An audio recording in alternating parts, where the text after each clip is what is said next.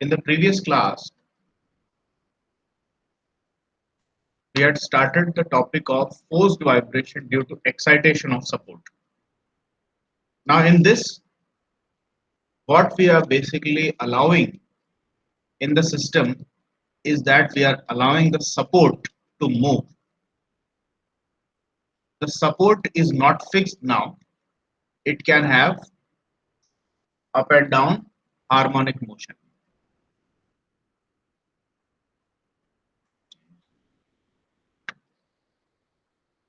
The mass obviously is allowed to have motion.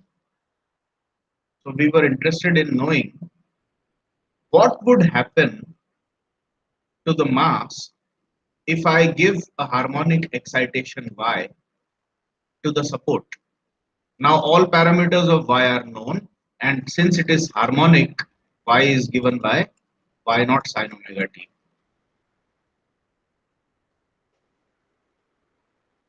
So if a harmonic displacement is given to the support, how would the displacement and velocity and acceleration of the mass get affected?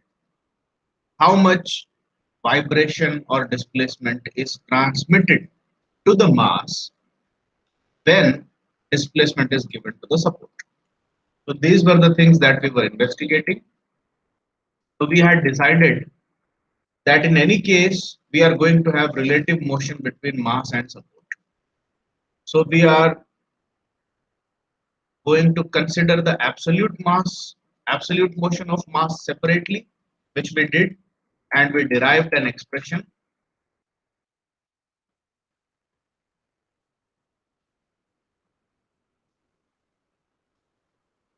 And this is that expression. This equation is called the equation of motion transmissibility. And it basically tells you the story. If an amplitude of displacement y naught is applied to the base, then x naught is the amplitude of excitation produced at the mass, and the ratio of these two amplitudes, input output, this ratio is given by this expression, and you have to remember it. You have to remember this expression. This is called as motion transmissibility. Phi was the phase angle, but you should remember phi as the phase angle between applied force and the motion that is produced. Okay. There is another phase angle that we are going to define, or which we have rather already defined, which is called as angle of lag, and this is phi minus alpha. This is the actual angle of lag between the motion that was applied to the base and the motion that is produced at the mass.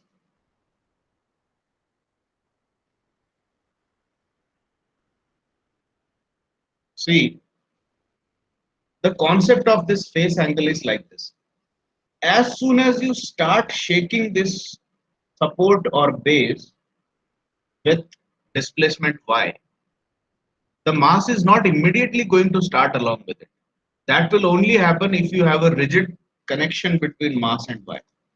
If this mass and y, the support, are rigidly connected, then as soon as you start shaking the support, the mass will immediately start shaking along with it. But if it is not rigidly connected, then the motion produced at the mass end, which we are depicting by the variable x, it will have a certain amount of lag. यानी कि basically अपन ये कह रहे हैं कि time के साथ में अगर y जो है वो आपने यहाँ से स्टार्ट कर दिया, तो x जो है वो उसके पीछे स्टार्ट होगा, यानी कि थोड़े समय बाद में स्टार्ट होगा.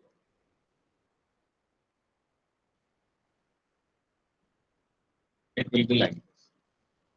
So the blue wave represents y, with which you started shaking the foundation or the support, and the red wave tells you that some time elapsed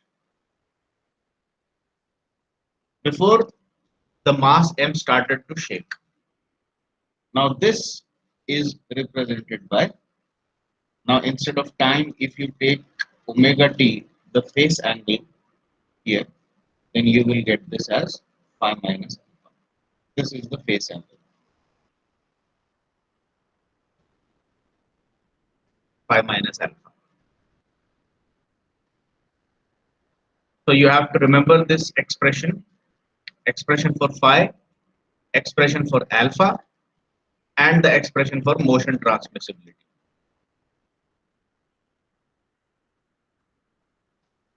This is your alpha. Okay. Now we have studied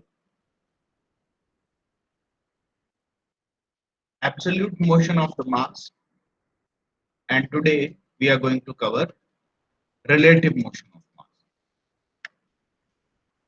Now see, in relative motion,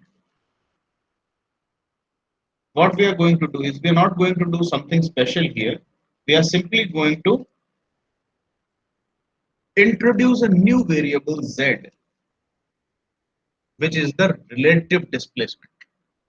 So if I say that at a certain instant of time, I found that the support moved down by a distance of y, and at the same instant, the mass had moved down by a displacement of x, then how much was the displacement of mass with respect to the support? That is being represented by z. And since this can be obtained as x minus y, our mathematics starts from here. So what is z? I will repeat once again. Z is the relative displacement variable.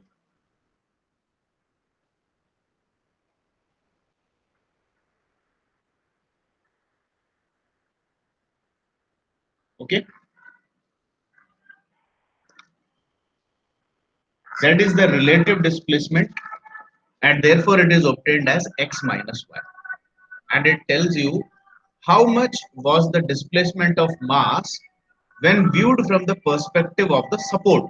So that means the person observing the mass has to stand on the support. So you have to imagine that a tiny person is standing on the support that is actually being shaken, and he is looking at the mass. How will he see the mass moving? He will look, or rather he will feel, that the displacement of mass is given by z, relative displacement. Now if z is defined as x minus y, then the instantaneous velocity of mass, if it is x dot, and the instantaneous velocity of the support, if it is represented by y dot, then you can simply say that the relative velocity of the mass with respect to support, which is z dot, can be simply given by x dot minus y dot. And similarly, the relative acceleration can also be defined. Z double dot would be simply equal to x double dot minus y double dot. So we have introduced a relative displacement z, a new variable, and from z we have described the relative velocity and relative acceleration. Now let us start from here. See, relative displacement, you have developed it as one equation, relative velocity another equation, and relative acceleration another equation. Now moving on from here, using 12 and 13 in 2, let us go back to equation number 2. What is equation number 2? It is the equation of motion as derived by Newton's second law. This is from where we started the differential equation of your motion of mass for absolute motion. So whether the motion is absolute or relative, it does not matter, because for Newton's second law, the only principle that you have to look forward to is that mass into acceleration must be put equal to summation of forces acting on the mass. So you drew the free body diagram, and from this free body diagram, you had come to the conclusion that this is the differential equation of motion. Now, differential equation of motion does not bother whether you are looking at from an absolute perspective or you are looking at the equation from a relative perspective. The equation, or rather the differential equation of motion, will simply remain as it is. So what we are going to do is, initially we treated x and y separately, and we called that sort of analysis as the absolute motion analysis. Now all that we are going to do is, instead of x dot minus y dot, I am going to replace it with z dot, and x minus y I am going to replace with z. I am simply replacing the absolute variables x and y with a relative variable z, and I am going to look at the new equation that is going to get developed. That's all. But if somebody tells you to derive or rather construct the differential equation of motion, in that case you should remember, इससे कोई फर्क नहीं पड़ता कि motion आप absolute में देख रहे हो कि रिलेटिव में देख रहे हो. ये रिलेटिव और एब्सोल्यूट का जो पंगा ये है क्या चीज? ये नजरिया है. This is just a perspective कि आप उसको किस तरीके से देख रहे हो. अगर आप सिस्टम के बाहर खड़े होकर के सिस्टम को ऑब्जर्व कर रहे हो तो एब्सोल्यूट पर्सपेक्टिव हो गया, और अगर आप सिस्टम के अंदर जाकर के सपोर्ट के ऊपर बैठ करके मास को ऑब्जर्व कर रहे हो यहां पर खड़े होके, तो आपका पर्सपेक्टिव रिलेटिव हो गया. That's all. So the equations might change, but the actual physics of the system remains the same. तो आपके नजरिए में ही थोड़ा सा डिफरेंस आ रहा है. ठीक है. और ये भी हम बाद में समझेंगे जब अपन इक्वेशंस डेवलप करके याद कर लेंगे और न्यूमेरिकल सॉल्व करेंगे. At that time you will understand why was it important for you to develop both the perspective, कि भाई ऐसी जरूरत पड़ती है न्यूमेरिकल्स में, इसीलिए करके रख रहे हैं अपन अभी से. Anyway, so we have understood, I'm hoping that we have understood that the differential equation of motion will remain the same. इसका कोई absolute और relative perspective नहीं. ठीक है. But anyway, using z dot here and z here, let us see how our equation becomes. Newton's second law by using z variable becomes like this. Okay. Now there is one problem. We have an x variable which is absolute. Here we have z variable, here we have z variable. So we want to eliminate this x variable because this belongs to the absolute criterion. We want to bring in z here as well. So for that we have this equation, the equation of acceleration also. So from this equation, d2x by dt square can be replaced by bringing this term to the left hand side. So this becomes d2z upon dt square plus d2y by dt square. So I am going to replace this acceleration term, which is in absolute variable x, with this one. But obviously you might argue कि भाई आप इसको replace कर रहे हो तो ये y भी तो एब्सोल्यूट वेरिएबल है, तो ये अभी कहाँ रिप्लेस हुआ है? अभी रिप्लेस नहीं हुआ, but just let us see what is going to happen to the differential equation. Now I replace this with this term, and I take this term containing d2y by dt square to the right hand side. This is the rearrangement that I am doing. So now my differential equation looks like this. Now all that I am saying is कि मेरा जो सारे derivative वाले parts LHS में देखिए आप सारे z के टर्म्स में आ गए. ठीक है.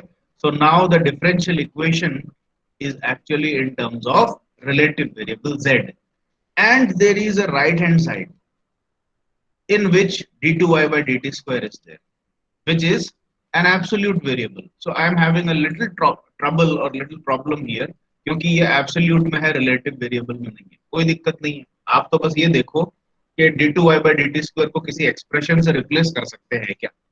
जिसमें कि अब ये y वेरिएबल रहे ही नहीं। बिल्कुल कर सकते हैं। वी हैड ऑलरेडी सेड कि ये जो y है ये वो डिस्प्लेसमेंट है जो सपोर्ट को हम दे रहे हैं, and this was declared as y equal to y naught sine omega T. बोल रहे हैं कि हम ये मोशन सपोर्ट को दे रहे हैं। तो अब देखो इसमें ये y वेरिएबल रहा ही नहीं। y not is a constant amplitude, omega is a constant frequency, and t is the independent variable. ठीक है, तो आप इसको दो बार डिफरेंशिएट करेंगे तो ये चीज आ जाएगी। And now instead of this term containing small y, the absolute variable, you replace it with this term.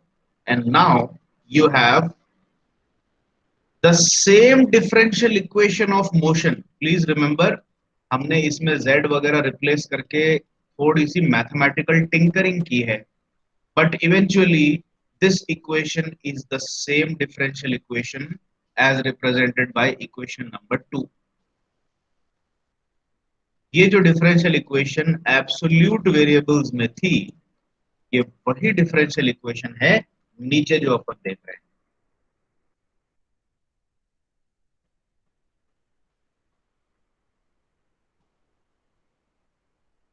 ये वाली। Now the entire differential equation is in terms of the relative variable z। ठीक है, अब फटाक से अपन सबसे पहले तो ये देखते हैं कि भाई अपन अपनी मेहनत को कम कर सकते हैं क्या। ठीक है, क्योंकि डिफरेंशियल इक्वेशन मिलने के बाद क्या है, then you have to go to solve it और somehow bring it to a form from which you can guess the relative amplitudes and all such things. तो हम लोगों ने देखा कि भाई फोर्स्ड वाइब्रेशन का जो स्टैंडर्ड डिफरेंशियल इक्वेशन है वो क्या कहता है, कोई भी वेरिएबल हो एक्स वाई जेड, ठीक है, रिलेटिव है एब्सोल्यूट है ये तो बाद में आता है, but what ever the variable is, forced vibration क्या कहता है। चलो जेड वेरिएबल लिया है तो m into acceleration plus c into velocity plus k into displacement, this thing should come out equal to something of the form f naught sin omega t। तो हम अब इसको कंपेयर करें, ये देखो ये वाला जो पार्ट है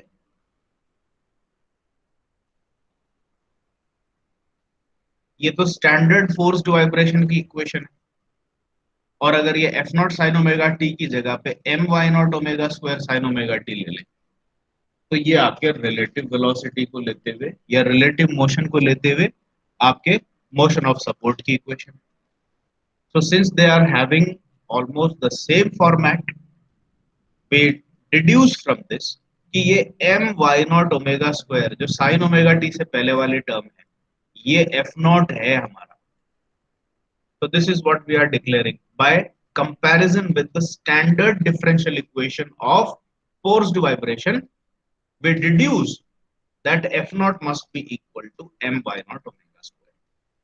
अब immediately अपन ने format same है ये तो decide कर ही लिया है. We have seen that both the formats are same. So we will directly take down the magnification factor also. Magnification factor से आपको एम्पलीट्यूड्स मिल जाती है। तो आपने कहा कि भाई इक्वेशन किस में है, जेड में है, तो मैग्निफिकेशन फैक्टर क्या होगा, Z not upon Z s T होगा। ठीक है, जेड नॉट कितना है ये अपन को भी पता नहीं है, जो भी है जेड नॉट को लिख लो, divided by z s t क्या होगा, z s t as per the definition of zero frequency deflection it must be equal to f naught upon k, और f नॉट हम ऑलरेडी डिफाइन कर चुके हैं m Y naught omega square है। So this z s t must be m Y naught omega square upon k. अब एक काम करेंगे, इस m को k के नीचे ले आओ, यू पुट इट हियर, यहां से हट गया, k बाई m जो है you replace it with omega N square, under root के बाई एम ओमेगा एन होता है, तो के बाई एम जो है वो ओमेगा एन का स्क्वायर हो जाएगा। तो कुल मिलाकर के आपका ये जो ओरिजिनल एक्सप्रेशन था इसमें ये फ्रीक्वेंसी रेशियो आ गई, देखो omega square upon omega N square. So now you replace this with small R. ठीक है, तो कुल मिलाकर के आपका यहाँ पर ये जो नीचे वाला जो टर्म है this will get converted, small r का स्क्वायर हो जाएगा ये. Omega square upon omega N square है, so this will be small r square. ठीक है, so now you have z naught upon y naught equal to, this is the standard expression of magnification factor. ये r square यहाँ पर ले जाकर रख दोगे तो this expression will come out as the result. तो ये देखो z naught upon y naught is r square upon under root this same thing. ठीक है, ये इक्वेशन अपन कई बार देख चुके हैं, डिनोमिनेटर वही का वही रहता है. अब अपन ने खूब सारी चीजें पैराफिरनेलिया देख लिया है and there is a lot of confusion. ठीक है, तो इस तरह से जैसे ही कोई टॉपिक खत्म हुआ, ये टॉपिक अपना खत्म हो गया है, कौन सा, force vibration. As soon as we finish the topic, the next thing that we have to do is we have to take down the equations to remember it. तो पिछले टॉपिक से चालू कर रहा हूं मैं, रोटेटिंग एंड रेसिप्रोकेटिंग अनबैलेंस से start कर रहा हूं. उसमें पहला कौन सा फॉर्मूला याद करना था, दिस वन. ठीक है, तो रोटेटिंग इम्बैलेंस का ये फॉर्मूला मैं जरा लिख के ले रहा हूं, y not upon m naught e upon m equal to r square under root 1 minus R square whole square plus 2 zeta r का whole square. Equation of phi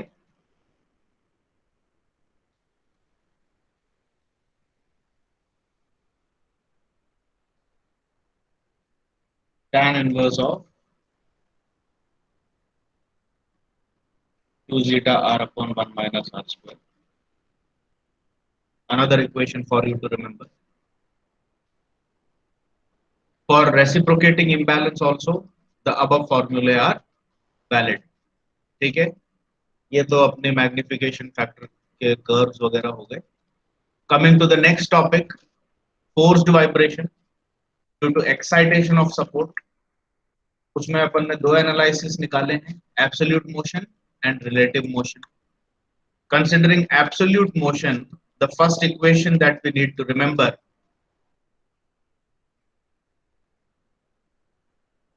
is this. This is called as motion transmissibility.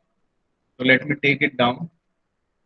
This is h naught upon y naught equal to under root of 1 plus 2 zeta r whole square upon under root of 1 minus r square का whole square plus 2 zeta r का whole square.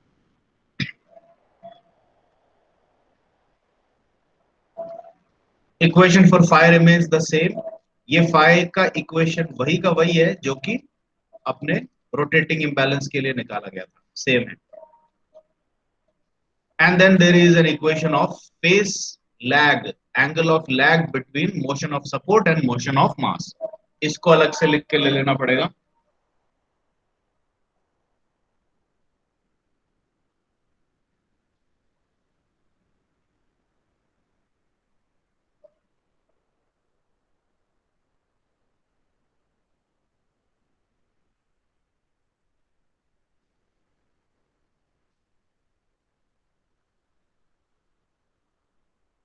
And then for relative motion of mass, we once again have a new expression,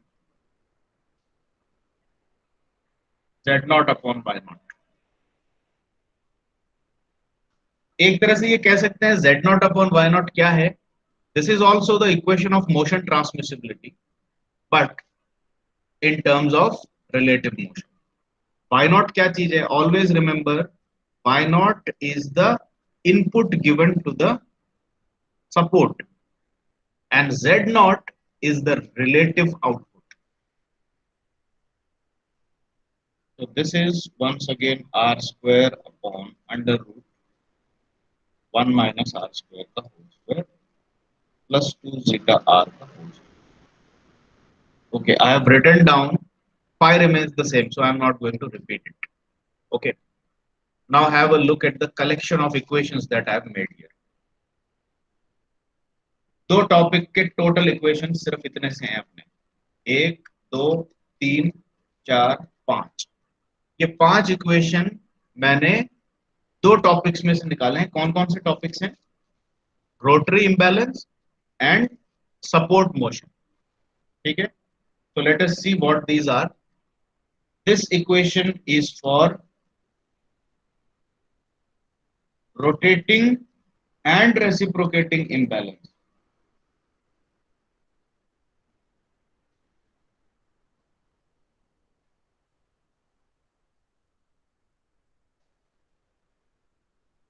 This is angle of lag between applied force and resulting motion. चाहे rotary imbalance हो, चाहे support का motion हो, जो भी हो, आप कुछ फोर्स तो अप्लाई कर रहे हो, कहीं ना कहीं तो लगा रहे हो. अब ये रोटरी मोशन के कारण जो फोर्स जनरेट हो रही है वो कौन सी फोर्स है? Centrifugal force. और वो सेंट्रीफ्यूगल फोर्स अपने आप ही मास पे लग रही है. तो मास पे सेंट्रीफ्यूगल फोर्स जब लगना स्टार्ट हुई, तब जाकर के मास में अप डाउन वाइब्रेशन स्टार्ट हुए. तो ये फाई एंगल बेसिकली यही बताता है कि जब से सेंट्रीफ्यूगल फोर्स मास पे लगना स्टार्ट हुई, उस टाइम से सेंट्रीफ्यूगल फोर्स और मास के मोशन वेरिएबल y के बीच में कितना एंगल ऑफ लैग है. क्योंकि मास का मोशन भी हार्मोनिक है और मास के ऊपर लगने वाला फोर्स भी हार्मोनिक है. तो अगर दो चीजें हार्मोनिक है, तो उन दोनों के बीच में हमेशा अपन एक फेस एंगल की जांच पड़ताल जरूर कर सकते हैं. So this phi is always the angle of lag between applied force and the motion resulting due to the application of that force. ये याद रखना है आपको. ठीक है, and then this one is for an entirely different topic. इसका ऊपर वाले दो इक्वेशन से कोई लेना देना नहीं है. This is the equation of motion transmissibility.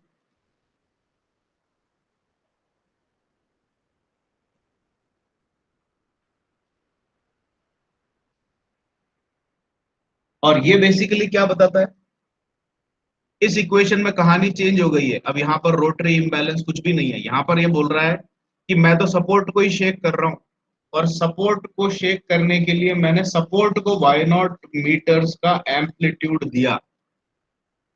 तो मास का जो मोशन होगा उसका एम्पलीट्यूड x0 कितना होगा?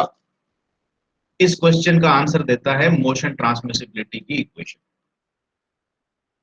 ठीक है, ये भी समझ लिया हमने. आगे चले. अब यहाँ पर एक दूसरा फेस एंगल आ गया, फाई माइनस अल्फा. ये क्या चीज है? This is given by this entire thing. ये बोलता है कि मैंने सपोर्ट को शेक करना स्टार्ट किया, तो उसके बाद में मास भी शेक होना स्टार्ट हो गया. सपोर्ट का मोशन हार्मोनिक था, मुझे पता है क्योंकि मैंने ही दिया. और मास का जो मोशन है वो हार्मोनिक निकल के आया. हमने एनालिसिस करके जांच कर लिया. तो वापस से ये दो हार्मोनिक मोशंस हो गई. The input motion given to the support by u was harmonic, given by the variable y, and the output motion of mass is also harmonic, given by the output variable x. तो दोनों अगर harmonic motions हैं तो once again we can investigate, क्या भाई इन दोनों के बीच में कोई फेस एंगल है क्या? बिल्कुल है. The angle of lag between y and x is phi minus alpha, and this is given by this equation. फिर उसके बाद हमने बोला कहानी वही है. कौन सी? सपोर्ट को शेक किया जा रहा है और उसको शेक करने से मास पे वाइब्रेशन पहुंच रही है. ठीक है, लेकिन अगर अब की बार अपन इक्वेशन को रिलेटिव पर्सपेक्टिव से देखें तो मेरा रिलेटिव वेरिएबल आ जाता है z, और रिलेटिव वेरिएबल का एम्पलीट्यूड है z0। वाई नॉट वही सेम एम्पलीट्यूड है जो यहाँ का, ये देखो, ये जो वाई नॉट आपको दिख रहा है, this is exactly the same as the Y naught appearing in your relative motion equation. ये दोनों वाई नॉट सेम है, बस चेंज क्या हो जाता है, ऊपर वाली वैल्यू अभी आपने यहाँ पर रिलेटिव वेरिएबल रखा हुआ है, और यहाँ पर ऊपर वाली वैल्यू एब्सोल्यूट वेरिएबल है। That is the only difference. ठीक है,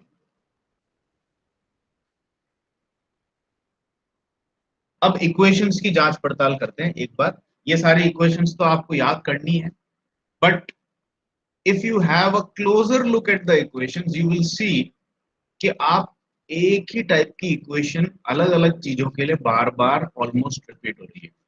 फॉर एग्जाम्पल, एक बार इसको चेक करो, z naught upon Y naught की इक्वेशन ये है। अब एक बार ऊपर चलते हैं, रेसिप्रोकेटिंग और रोटरी इंबैलेंस की इक्वेशन देखो, डिट्टो से। हालांकि दोनों चीजों का आपस में कोई लेना देना नहीं। रोटरी और रेसिप्रोकेटरी इंबैलेंस में जो इंबैलेंस फोर्स है वो मास के अंदर ही प्रोड्यूस हो रही है, और सपोर्ट आपका फिक्स्ड है, लेकिन उसका Y naught upon M not E upon M का जो फॉर्मूला है वो बिल्कुल हूबहू वही सेम है जो आपका सपोर्ट मोशन के रिलेटिव एम्पलीट्यूड के फॉर्मूले में अपियर होता है। So once again I am repeating, इन दोनों इक्वेशंस का आपस में कोई सर पैर नहीं है, कोई लेना देना नहीं है। They are totally different stories, पूरी की पूरी कहानी अलग है, लेकिन इन दोनों के इक्वेशंस एब्सोल्युटली सेम है। ठीक है, ये आपने देखा। और दूसरी एक चीज ऑब्जर्व करिए कि आपके ये जितने भी मैग्निफिकेशन फैक्टर से स्टार्ट हुई थी इस तरह की इक्वेशन, ठीक है, मैग्निफिकेशन फैक्टर का डिनोमिनेटर चेक करना,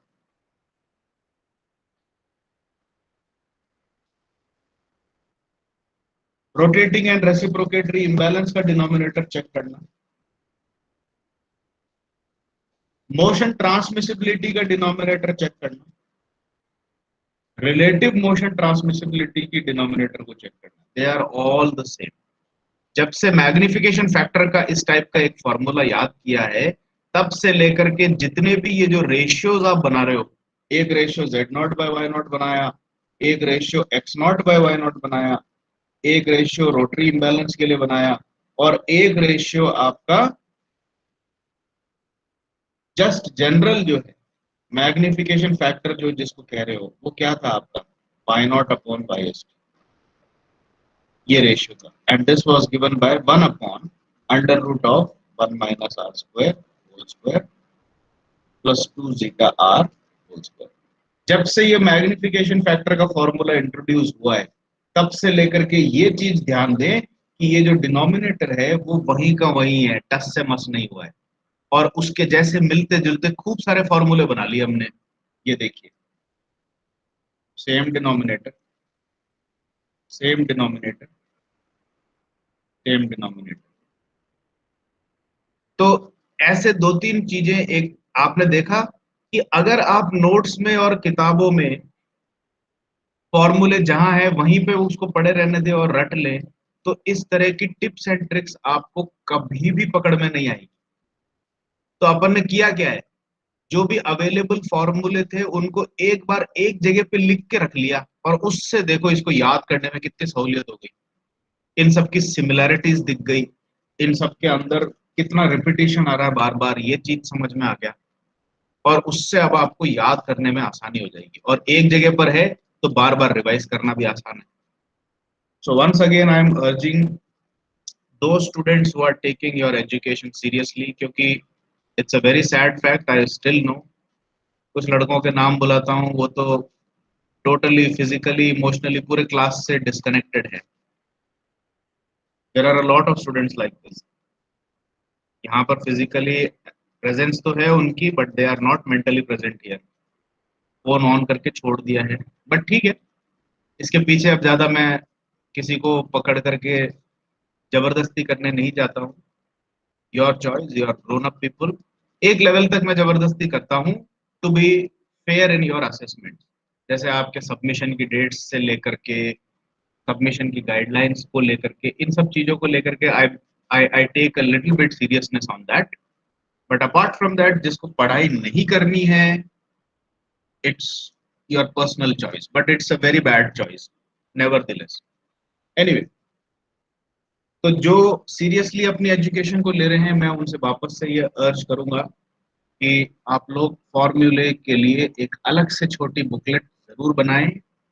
बुकलेट से मेरा मतलब है, you could simply take a few black pages and staple them together, बस हो गई आपकी बुकलेट तैयार हो गई। और उसमें एक एक सब्जेक्ट का पूरा पुलिंदा तैयार करें टॉपिक वाइज। जैसे ये दो टॉपिक्स के 5 इक्वेशन एक साथ लिख लिया तुमने, ठीक है? Okay, now we have the equations with us, we have completed the topic. Now let us start solving the questions that were asked in your RTO exam from these topics. तो आज अपन rotary imbalance से related question solve करेंगे। एक बार देखें किस किस type के question आते हैं। Look at this question, derive an expression for amplitude and phase angle of vibrations because of a rotating unbalance। बार बार पूछे जाने वाला क्वेश्चन है, आपसे कभी भी पूछा जा सकता है इंटरनल एग्जाम्स में और आरटीओ एग्जाम्स में। डेरिवेशन है, ये आपके नोट्स में दिया हुआ है। डेरिवेशन आपको वैसे भी समझना है और याद करके लिखना है, ठीक है? This question is also okay. Now look at this question. I request all of you to take out your calculators and be ready with your pen and paper. थोड़ा सा अपन यहाँ पर फिजिकल कैलकुलेशंस करेंगे, ठीक है? An electric motor is supported on a spring and a dashboard, ठीक है?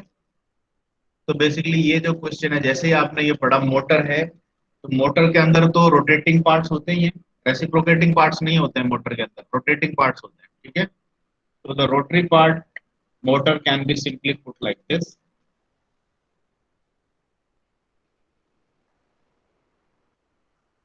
And they are saying that it is supported on a spring and dashboard. We have a rigid support which is not moving. Okay, this is your standard arrangement. The spring has a stiffness of 6,400 Newton per meter. So we take down the information. K is equal to 6,400 Newton per meter. मेरे साथ साथ आप भी note करें. Dashboard offers resistance of 500 Newton at 4 meter per second. अब ये क्या चीज है, कोई मेरे को बता दो. Anybody who has any idea about it? ये सेक नहीं लिखते हैं, write it as meter per second. Sir c given है सर। कैसे निकालेंगे इसमें से सी? सर दोनों को इंटू कर देंगे, डिवाइड करना पड़ेगा, क्योंकि सी क्या चीज होती है? सर डिवाइड करना। C is equal to damping force per unit velocity. ये है C का एक्चुअल डेफिनेशन। तो डैम्पिंग फोर्स यहाँ पर ये क्या बोल रहा है? He is saying the dashpot offers a resistance, यानी कि डैम्पिंग फोर्स, ठीक है? तो रेजिस्टिंग फोर्स तो 500 न्यूटन है और ये फोर्स 4 मीटर पर सेकंड की वेलोसिटी पर है। So the value of C, whenever such information is available, the value of C is obtained by dividing the force with the velocity. तो कितनी हो गई आपकी C की वैल्यू? यहाँ पर कितनी हो गई? 500। दोनों SI यूनिट्स में है तो अपन को दिक्कत नहीं है। तो this will come out as 125 newton second per metre,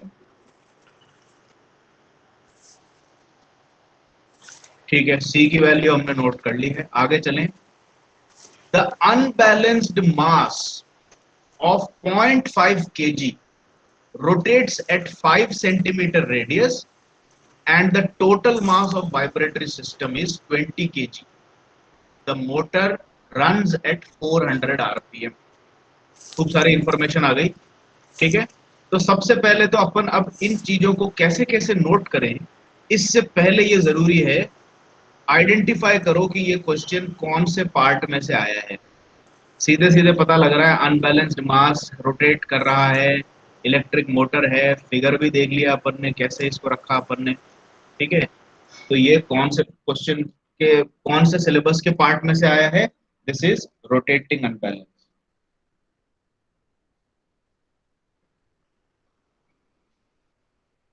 And for rotating unbalance, you have already taken down a set of equations. आपके माइंड में याद है ये रोटरी इम्बैलेंस के लिए कौन कौन से फॉर्मूले आते हैं। इमिडिएटली आपने अपने मेंटल रिपोजिटरी को रेफर किया, बोला कि भाई बस दो इक्वेशन है अपने पास में, रोटरी एंड रेसिप्रोकेटरी इम्बैलेंस को लेकर के मात्र दो इक्वेशन याद कर रखी है हमने। वो ये रही आपके सामने। एक तो Y naught upon M not E upon M is equal to फलाना फलाना, और एक फेस एंगल। ये दो इक्वेशन है। ठीक है, तो इन दोनों इक्वेशंस को जैसे ही आपने देखा कि भाई इस पार्ट में से क्वेश्चन आया है, ये दोनों इक्वेशन आप अपने रफ पेज पे ले जा करके नोट कर लो। ठीक है, we have noted it down. अब रोटरी इम्बैलेंस में बात आ रही है। अब आप मेरे को इस क्वेश्चन में ये पढ़ के बताओ, 0.5 केजी कौन सा पैरामीटर है? Unbalanced mass of 0.5 KG, am not. ये एम नॉट है। Very good. ठीक है, तो एम नॉट नोट करके रख लिया अपन ने।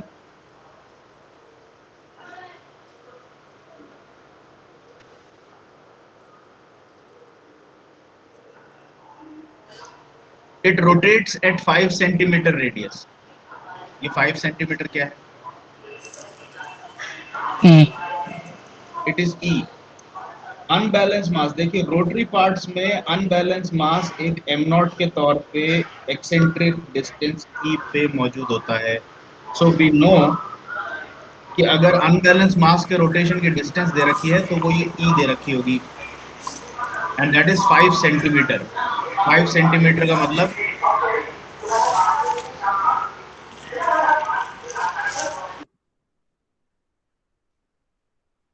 कितना लिखे 5 सेंटीमीटर को?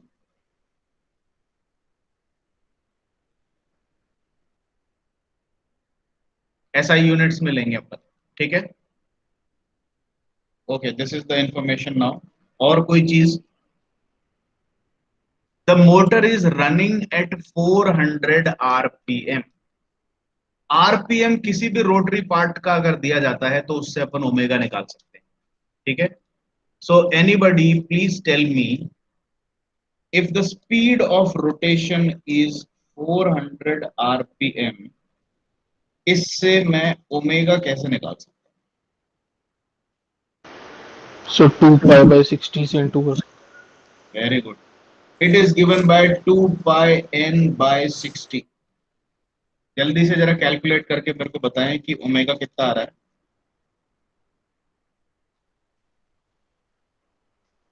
2.2 pi 646। कितना है?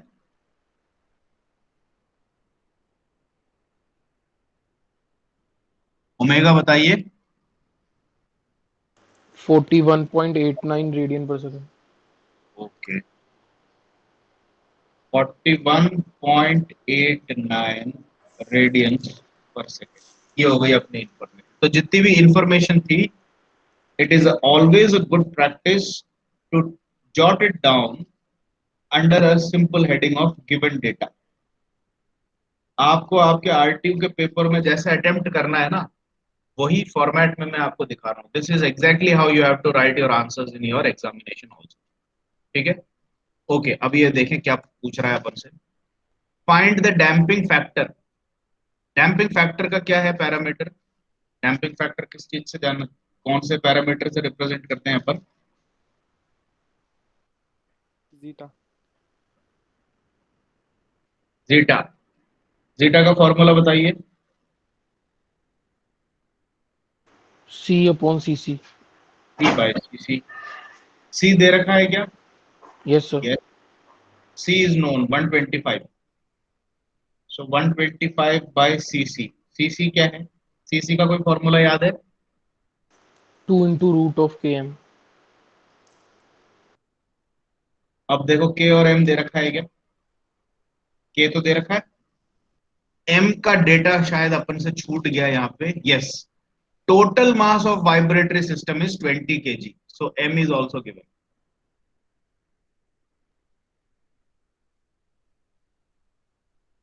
के और एम दिया हुआ है, एम इज 20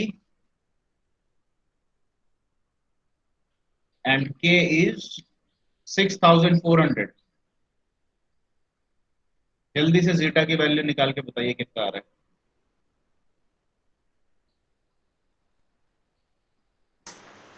0.175. 0.175, इसकी कोई यूनिट है क्या? No, so unitless. It is dimensionless. Check कर लेते हैं अपन answer. 0.175 correct answer. Okay, next part, amplitude of vibration and phase angle. अब एम्पलीट्यूड ऑफ वाइब्रेशन निकालने के लिए जैसा मैंने कहा, रोटरी इम्बैलेंस के अंदर दो ही फॉर्मूले थे याद करने के, जिसमें पहला फॉर्मूला है y not upon M not E by M is equal to R square upon under root, ये कॉमन डिनोमिनेटर है, ये है फॉर्मूला आपका। एक सेकंड में आपको दिखा दूं। This is the formula that we have to use. ठीक है, क्यों? क्वेश्चन में पूछ रहा है एम्पलीट्यूड ऑफ वाइब्रेशन। तो रोटरी इंबैलेंस के कारण आपका मोटर, ये देखिए,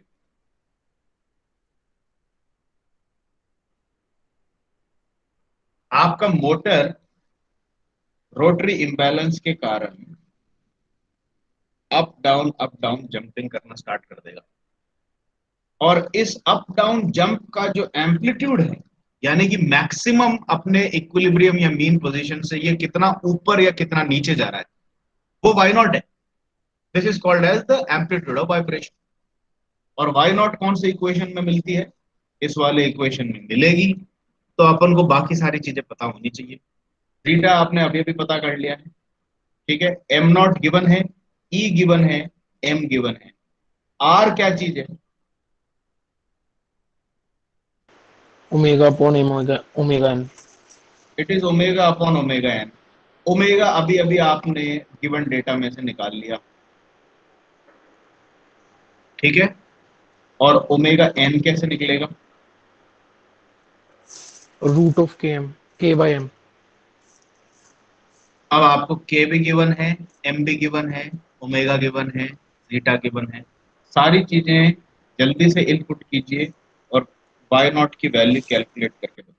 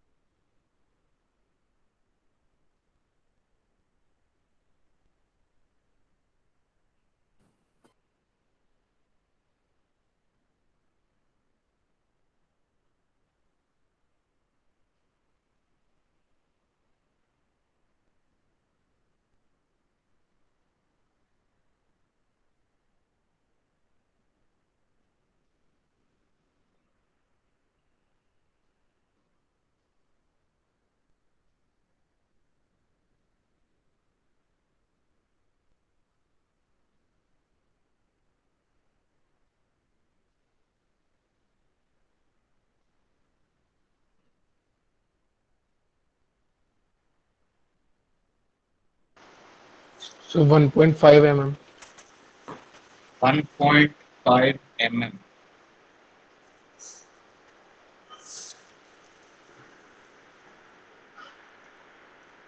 yes, correct answer 1.5 mm। Next, face angle. Face angle के लिए फॉर्मूला अपने पास में है tan inverse of 2 zeta r upon 1 minus r square.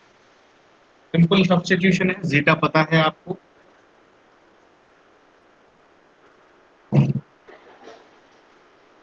r पता है आपको, सारी चीजें पुट करनी है और tan इनवर्स निकालना है। एक बार निकाल के बताओ कितना आ रहा है।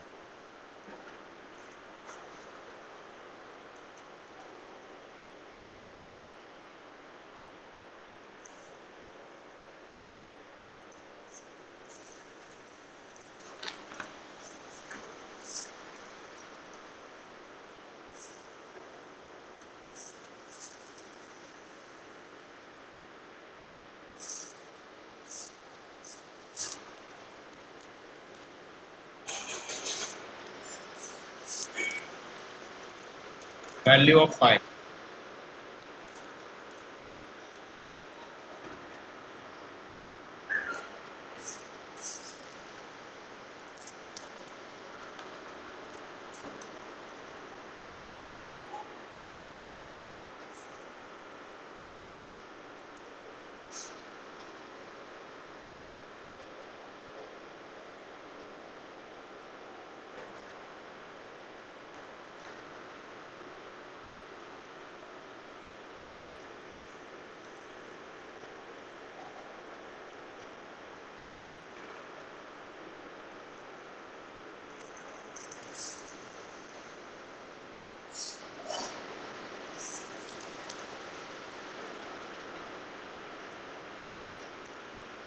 नहीं हुआ?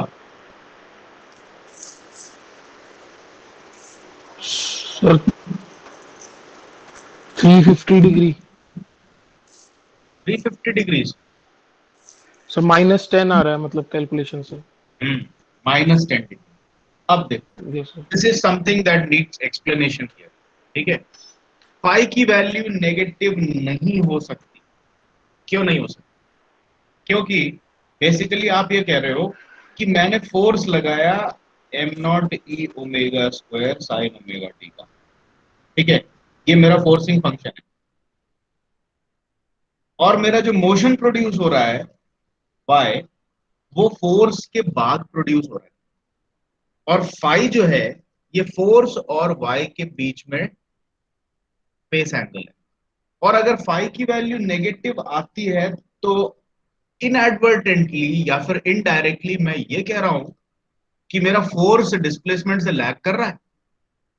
भाई एफ जो है पहले लगी, तब जाकर के वाई प्रोड्यूस हुआ, तो वाई तो एफ के पीछे पीछे चलना चाहिए, तो पॉजिटिव फेस एंगल आना चाहिए, because phi is defined as the angle of lag by which the displacement falls behind the applied force। और अगर आपकी फाई नेगेटिव आ गई तो इसका मतलब कुछ तो घपला है, या तो आपसे कैलकुलेशन में गलती हुई है, और अगर आपकी कैलकुलेशन सही है तो इसका मतलब है कि आप फाई को गलत रीड कर रहे हैं। तो how do we correct our reading? कभी भी अगर आपकी फाई की वैल्यू नेगेटिव आती है तो आपको एक चीज करना पड़ेगा, you remember this, this is a trigonometric identity, tan theta is always equal to tan 180 plus theta। सही है कि नहीं?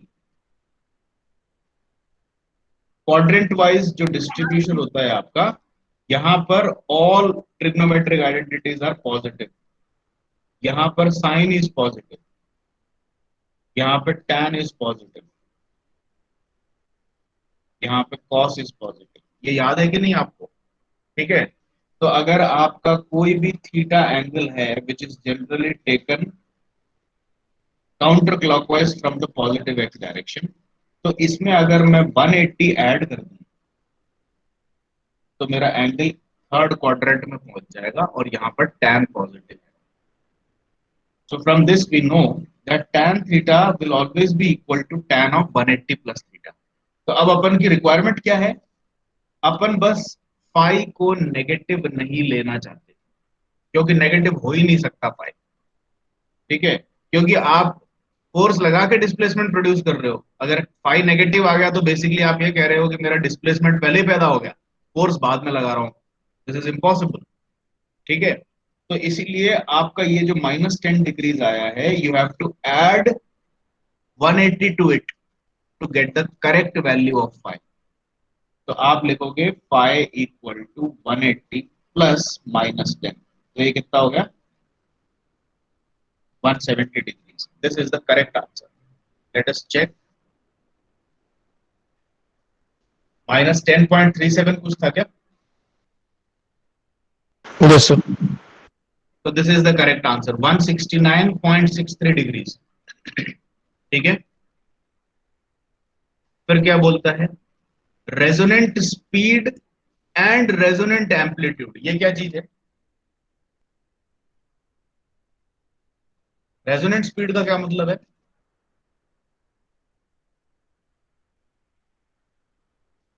रेजोनेंट स्पीड का मतलब है वो आरपीएम, यानी मोटर कितने आरपीएम पे चले जिससे कि रेजोनेंस हो जाए। और रेजोनेंस का क्या मतलब होता है? Resonance is a condition when omega becomes equal to omega N. ठीक है, तो पहले ओमेगा एन निकाल लो। ये आपको ऑलरेडी पता है, ओमेगा एन की वैल्यू √k/m से। ठीक है, तो ये आपकी रेजोनेंट स्पीड इससे निकलेगी।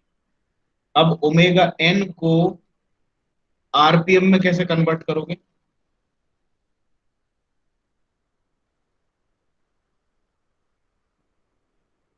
ठीक है, तो बेसिकली आपका रेजोनेंट स्पीड यानी कि n suffix n is 60 omega n upon 2 pi. So just perform this calculation, you will get the RPM value or the resonant speed value. और रेजोनेंट एम्पलीट्यूड का क्या मतलब होगा, जरा सोच के बता सकता है कोई?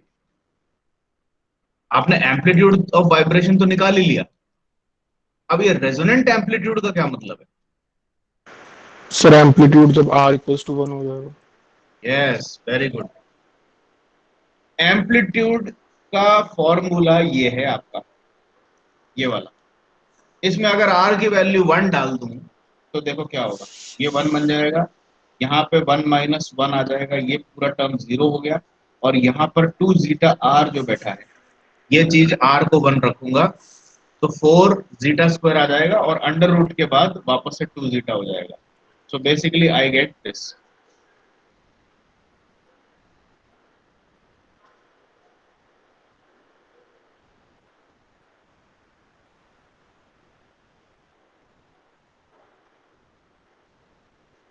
यानी कि रेजोनेंस की कंडीशन में जब R इक्वल टू 1 होगा तो आपका एम्पलीट्यूड अब इस फॉर्मूले से निकलेगा। तो आपको जीटा पता है, एम नॉट ई एम सब पता है।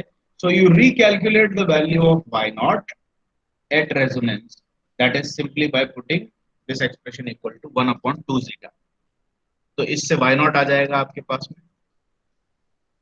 And finally, forces exerted by spring and dashpot on the motor, ये चीज एक बार मैं आपको बता देता हूं, and after this will stop the class. Motor ये है, ये सपोर्ट है, this is spring, this is damper. Damping force और स्प्रिंग फोर्स मैंने आपको पहले भी समझा दिया था कि अगर आपके मोटर का एम्पलीट्यूड वाई नॉट है, then you have to remember this, damping force की मैक्सिमम वैल्यू,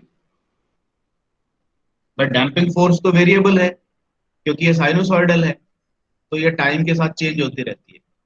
तो आरटीयू में तो ऐसे ही पूछते हैं, आरटीयू में बहुत ज्यादा कभी हर बार सेंस मिलना जरूरी नहीं है। फोर्सेस एक्सर्टेड से यहाँ पर इनका मतलब है मैक्सिमम फोर्स एक्सर्टेड, क्योंकि फोर्स एक्सर्टेड तो हर सेकंड चेंज हो रही है। स्प्रिंग और डैशपॉट कांस्टेंट फोर्स थोड़ी लगा रहे हैं मोटर पे, they are always changing. So basically what their meaning is, find the maximum force exerted by spring and dashpot. So maximum damping force is given by C omega y naught, and similarly the maximum spring force is given by K y naught. ये चीज अपन ने कल समझी थी जब अपन derivation कर रहे थे। तो डेरिवेशन के दौरान बीच में जो इंफॉर्मेशन मिलती है वो भी काम आती है कई बार। So this is also important for you to remember. You can put it as a standard equation to remember. Maximum damping force is always given by C omega y naught. Maximum spring force is always given by K y naught. तो y naught आपने already निकाल लिया है, K, C और omega आपको पता है. So you can substitute these values to get the answers. Now see, these questions are from tutorial sheet number 2, which I have already forwarded to you. The solution of tutorial sheet number 2 has also been forwarded. आपके पास में है कि नहीं, जरा एक बार confirm करा दो. मिला था आपको?